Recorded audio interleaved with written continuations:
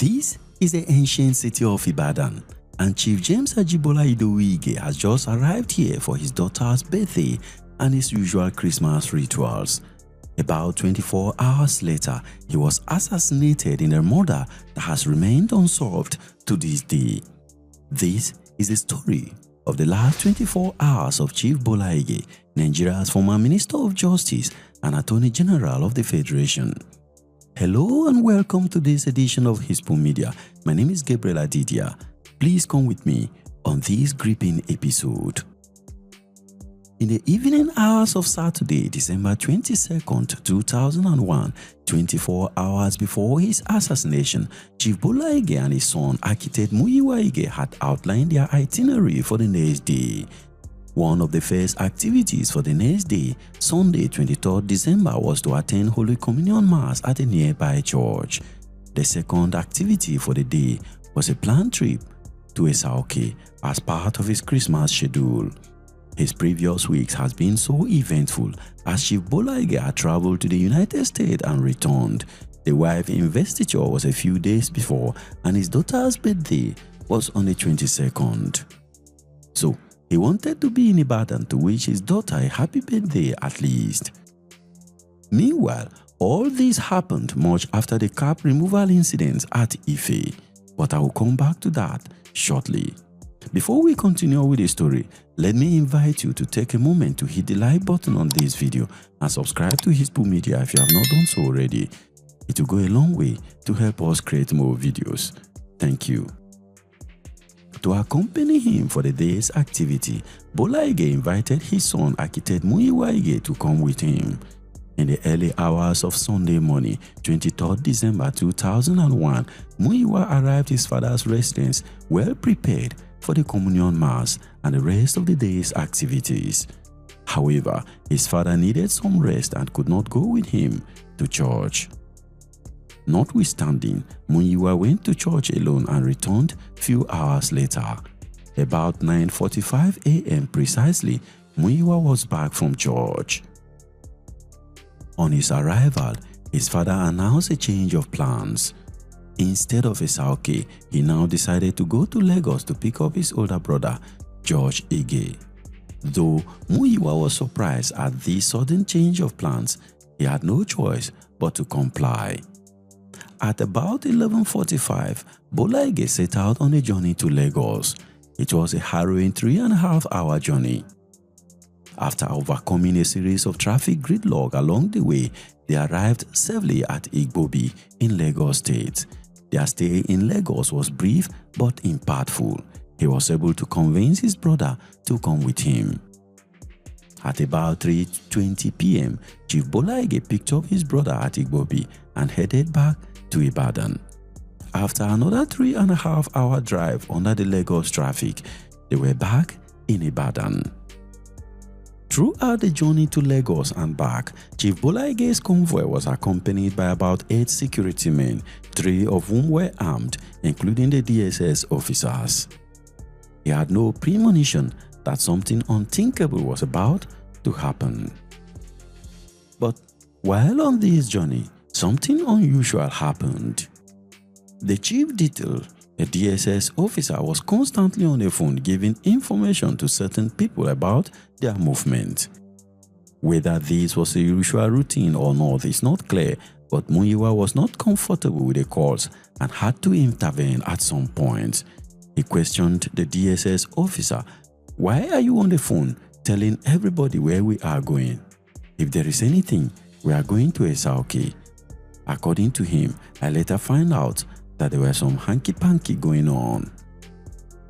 Back in Ibadan, his first point of call was his elder brother's residence. From there, they were on their way to Oluyoro Hospital to check in his older brother, George. Mr. George Ige was suffering from what was believed to be cancer and needed medical attention. Unfortunately, Pa George Ige died in January 2002. By 7 p.m. in the evening, Chief Bola Ige was on his way home after checking his brother in at the Catholic hospital. The journey this time was short and smooth compared to their trip from Lagos. But Here is the tricky part. As they were approaching his home around 8 p.m., they discovered something really interesting. The police security officers were supposed to take over the night shift at the residence of the revered legal luminary did not report to work. However, those who had finished their afternoon shift were still there, waiting to be replaced by their colleagues, who never showed up until tragedy struck. But because Chief Bola Ige was the kind of person who never had any score to settle with anyone, at least so he thought, he did not take this seriously. No one, including Chief Bola Ige himself, suspected any foul play in the shocking absence of the police officers at their duty post. Meanwhile, since it was Christmas season, he had prepared Christmas package for each of his staff and was expecting the security officers to receive theirs when they showed up at work. But that did not happen as tragedy struck shortly after. Speaking in an interview on Edmond Obilo's Face on YouTube, linked in the description, architect Muyiwa Ige had this to say. As we were driving, pulling into the house, the Bodija police security personnel that were detailed to the residents, 2 of them, were not there. I observed that and I was like, it's almost 8 something. They're supposed to change the shift at 6. The ones in the morning, overnight to 6 p.m. were there. But the ones to take over didn't show up. So my dad said, okay, whenever they show up, they should let them know so they can get their Christmas present. Everybody gets a Christmas present from my father. So we went in. And then less than 8, 9, 10 minutes later was when the invaders came. The invaders? Okay, the murderers, the assassins. Nobody has ever come into that house. No, there's never been an armed robbery in that house, ever, ever. By this time, did Bola Ige give the security men the permission to leave the compound? No, I was there. We were together. Remember they said, he asked them if they had eaten. My aunt had gone upstairs. Okay. So they were going to take my aunt to Oluyole here, just round the corner. Before going to eat? Then they would come back. So your aunt was still upstairs? Yes. When the invaders arrived? Yes. It's a something-year-old woman. You were with your dad when the invaders came? No, I was... well, if I were with him, maybe it would have been a different story. But I wasn't. Where were you? He had just come and put his agbada on his shoulder. He said, Oluwiwa, my beloved, we're going tomorrow morning. So he was going to pack the Christmas lights. So at that point, he went upstairs to his room. Then my son, my wife, and my aunt, who had just come back, we now went up to the 2 wings of the house. And so sat, they asked her if she wanted anything to eat. They were getting ready to bring the amala. And then my son was playing with my wife was playing with my son, and then my mom was carrying. Anyway, everybody was just, it was just a lovely evening. And then my wife asked the nanny to bring my son's food. And then she went away. 3 minutes, 5 minutes, she hadn't come back. So she was calling Bumi, Bumi, and then she walked out of the room to towards the staircase. And she was walking, I just noticed that she did a stutter step. So you know how somebody who's walking and then just kind of jerks. So I'm like, okay, what in the world is going on? So I just dashed out of the room, like, what's happening? And then 2 guys came up the stairs, one with a pump action, the other with a pistol. And then corralled all of us into the room. And then I'm noticing that, we are bloody civilians in this place. Oh. Were they masked? No! Bloody civilians in this place. Where are our own security people? How could anybody come in with a gun? Who? How? My father's house is a town hall, but it's a place where you can walk in and go to my father's bedroom. He'll talk to you. His house was a town hall. Every day, hundreds of people will come to the house just to meet with Uncle Bola. And so now all of a sudden, 2 guys in, not knowing if there were many outside, they cordoned us off into the room And then just realized that, the security personnel were not here, and my dad was isolated. What in the world is going on? Anyway, so they were ransacking stuff. They didn't touch me. And my mom said, God bless her soul. She sat up. I was talking to them. Hey, young mommy, they sent us to come and kill you. Don't kill anybody. What do you want? We don't have money, but take off your jewelry. They put everything on the bed. So the guy put the gun down. I was spread eagle on the bed. Everybody else was on the floor. And then my mom was sitting in a chair like this. And then I'm thinking, grab the gun. Grab the gun. Chicago mentality. And as soon as the guy just came out of the bathroom. So if you move, damn. Then about maybe 20 seconds later, that was a long time. Just a boom, A gunshot. So when I heard that, I'm thinking, maybe it's the security people that were not with us that had gone to hide somewhere and they had engaged whoever came in. Now keep in mind, there were two with us, right? Then about 5 seconds later, the guy just said, Mopo, let's go. So locked us left. Locked us in. So I crawled to the phone, tried to use the phone. It's like, Daddy, what the hell's going on? You tried to use the phone. Yeah. So call the police now. So what happened to the phone? No, nothing happened to the phone. Well, eventually I tried to call, couldn't get anybody. Then did it ring? Did the phone ring at any other end? No, maybe they had cut it off or something. Because I tried, it's like one of these dial things. So then I heard my nephew just a few minutes later. So surreal. We're locked up. Everybody's on the floor. I'm on the bed. So I came down. I crawled to grab the phone to move it away. And then I'm looking under the door. And I was hearing my nephew and then my sister. So I kind of looked at, okay, it doesn't seem as though the invaders were still inside the house. So I called my nephew's name. And I said, they've locked us in. Open the door.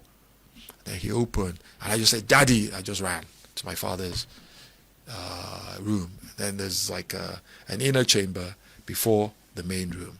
As soon as I made the turn, I just saw him on the floor. I was like, damn. Hey. And I'm thinking, how? So I looked at his eyes, just there like this. And I saw on the left side, there was a tissue coming out. I now looked at his nostrils and thought, okay, push this back in. Then started CPR. But I noticed that there was blood. I was like, okay. You know what? Guys, help me. In the meantime, the crazy security personnel and the driver now came upstairs. Now, in the meantime, they'd seen my sister down and told her that everybody was upstairs, including my dad. But we later found out they had come up, touched him, and went and stayed downstairs. If my sister had not come... How did you find her? Well, during the trial now. So, who killed Chief Bola Ige? The question of who killed Chief Bola Ige has remained unsolved to this day. However, his assassination was linked to an altercation at the palace of the Oni of Ife, Obasijuade Okunade, during the conferment of chieftaincy title on some individuals on the 15th of December 2001. An angry mob attacked Ige and stripped him of his necklace, removed his cap, and destroyed his eyeglasses. It was an obvious breach of his security and an attempt to eliminate him openly. The group was reportedly led by a certain Frayo, a political talk loyal to Omisore. On Edmond Obilo's state affairs, Muyiwa said, You're chief detail. State service. Your principal is in front of you. You're claiming that some people, some thugs, are behind you. They're able to reach over your own head, to remove your principal's cap and throw it up. To remove your principal's necklace and glasses in one fell swoop. And those that were in the palace then, there was this character called Omisore and Frayo. He was the leader of the thugs that were there on that day. The same Frayo? Yeah, the same Frayo. That's the one that was arrested now. How did you get so close? But in the meantime, my father was so trusting. He just said, but yeah, even Ezekiel, he did very well. He said, Dad, he didn't do well. How could they get so close to you in the palace of the Oni that you gave the staff of office? Haba. Again, in an interview to mark his father's posthumous birthday in 2020 published online, Muyiwa Ige is quoted to have said, on December 15, 2001, his scarf was removed at the Oni's palace in Ife. Somebody came to meet us just about an hour before that they heard some people were planning to ambush and kill my father. But his demeanor was that he did not have a problem with anyone and that no such thing could ever happen. No one could have thought that this thing, assassination, could have happened in his private space. But that was exactly what happened. Meanwhile, a day after the assault, Omisore granted an abusive interview to Temple magazine published the following week. He was quoted as saying, Bola Ige came on radio here to insult me and my family. That is his last one. He was beaten yesterday. The people of Ife beat him up and he was crying like a baby as they removed his cap and his glasses. Following the mob action and the subsequent interview, many Nigerians pointed accusing fingers at the long-standing disagreement between the two.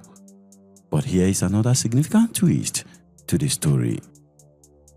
The then governor, Chief Bisi Akande, and his deputy, Yola Omisore, were not on good terms, and the latter was about to be impeached by the State House of Assembly for various irregularities. It was evident that as a key leader of the AD, Bola Ige was on the side of Akande. The sour relationship between Akande and Omisore had led to a fracas at the State House of Assembly and contributed in some way to the death of a lawmaker representing Ife Central Local Government Area, Odunayo Olagbaju. It was about a week after the attack on Chief Bola Ige at Oni's palace that he was killed in his Ibadan home on the 23rd of December 2001. Omisore, along with other suspects, were arrested and arraigned before the Oyo State High Court for the murder, but were later released for lack of evidence. Reacting to this in his autobiography, Akande said, there was enough evidence that the government of President Olusegun Obasanjo was reluctant to find the killers of Chief Bola Ige. According to him, he summoned to Abuja to meet with Obasanjo, and the involvement of Omisore in the wake of the assassination was a fundamental poser that the government was bent on sweeping the murder of the Attorney General under the carpet. He went on to say, when I was about to board the aircraft on my return trip to Ibadan, I saw Omisore. The jets had gone ahead to bring Omisore to Ibadan. What they told him, I did not know. So, why trying to bring us together for a chat? Akande asked. He went on to say, all this created suspicion in my mind that cover-up was actively in the offing. That was why I came to the conclusion that the federal government was complicit in the assassination of Uncle Bola Ige. In a recent interview on Edmond Obilo's State Affairs, Chief Bisi Akande had this to say. Who killed Bola Ige? I don't know. He was killed in Oyo State. I was ruling in Osun State. He was killed in Oyo State. I was ruling in Osun State.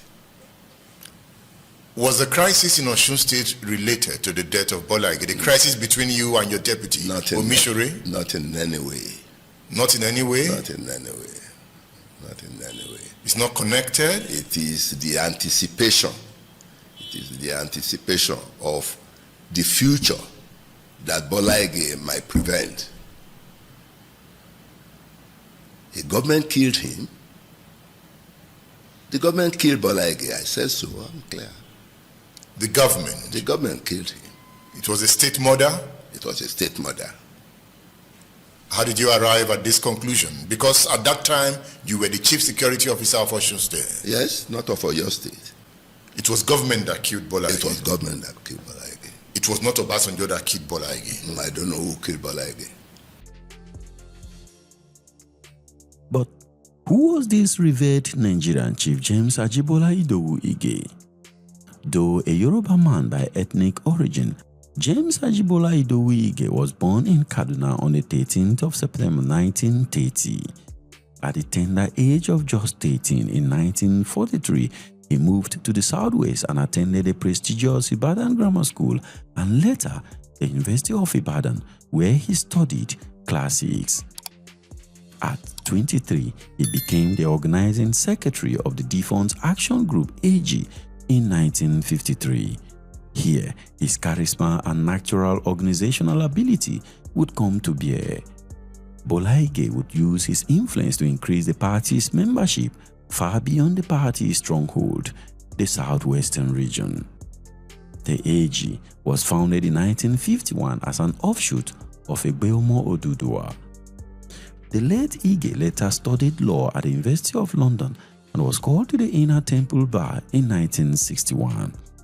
Upon his return to Nigeria, he founded Bola Ige and Company, a law firm that produced many legal luminaries in the country. Between 1967 and 1970, Bola Ige served as Commissioner for Agriculture in the Western region under the military leadership of General Robert Adeyinka Adebayo. His achievement in mechanized farming is still being talked about in the region to this day. When the regime of General Olusegun Obasanjo allowed the return of partisan politics in 1978, Bola Ige joined the Unity Party of Nigeria, UPN. The party was founded by his political mentor, Chief Obafemi Awolowo. After defeating the candidate of the National Party of Nigeria, Chief Richard Akinjide, who later became the Attorney General and Minister of Justice in the Second Republic, he became the first civilian governor of the old Oyo State. His administration implemented the free education policy of the UPN in old Oyo State and established the Ladoke Akintola University of Science and Technology, LAUTECH. Many other laudable projects have been accredited to him that endeared him to the people. In 1999, Chief Bola Ige tested his popularity in the presidential election that produced President Olusegun Obasanjo, but his bid was not successful. The Alliance for Democracy AD lost the election to the People's Democratic Party, the PDP. Interestingly, using a bet of government of national unity, Obasanjo lured him into his government, first as a Minister of Mines and Power and later as the Minister of Justice and Attorney General of the Federation. While in Obasanjo's government, there was a serious disagreement that almost resulted in his resignation from his role. He had even prepared his resignation letter before a supposed settlement was reached with the president. His decision to join the government has been described by many as a big mistake. This is what Chief Bisi Akande had to say on Edmond Obilo's State Affairs. Was it a mistake for Bola Ige to join the Obasanjo government? I wouldn't say it's a mistake. We supported it joining. You supported it? Not me. We. The Afenifere, the AD, we all supported it joining. Chief Bola Ige was about to take up a new position as Africa's representative on the United Nations International Law Commission when he was gunned down in his bedroom in Ibadan. So, who killed Chief Bola Ige? Let me know your thoughts in the comment section. For the last 24 hours of some prominent leaders, please check the playlist displayed here. Don't forget to book the like button on this video and subscribe to Hispo Media if you have not already done so. And I'll see you in the next one. Thank you very much for watching. Peace.